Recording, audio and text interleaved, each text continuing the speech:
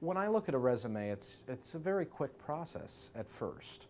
I will scan it with my eyes just to see, who this person is. I'll look at their training.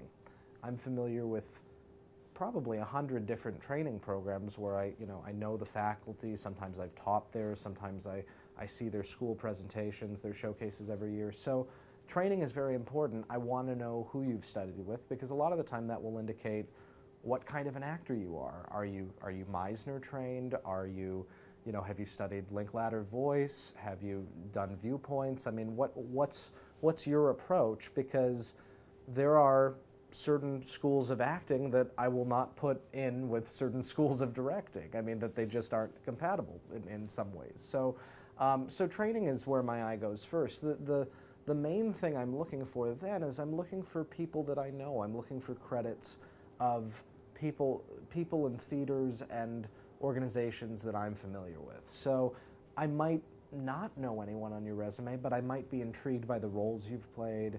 I might be intrigued by different, parts of your training, and sometimes it's a special skill. Sometimes I look at the special skill section and I think, every now and then you'll see a really funny, I do a certain impression, or I can ask me about my nose trick or something, I mean, where you see something that just kind of catches your eye, and it makes me just think, this is a person I just want to know better. I just want to, it's an opportunity for me to get to know them better as a person and as a performer. So in terms of the logistics of my daily life as a casting director, I read everything that comes to my office. Everything that comes in the mail goes in a pile, and I read through it. And some of the things that we look for, anyone who plays instruments, I'm constantly casting shows where, they need an actor who can play the viola, or an actor who can play the trombone, or whatever it is. So if you have on your resume that you've,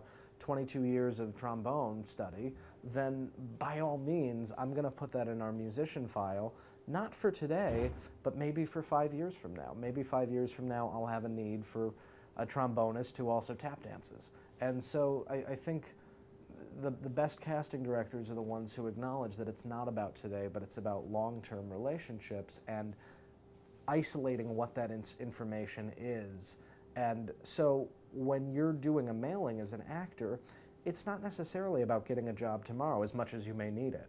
It's about getting a job when the job materializes. I encourage people to mail actively, not every week, not every month, but a couple times a year, and I'll have a better sense of what my projects are so that I can then know if there's a place for them.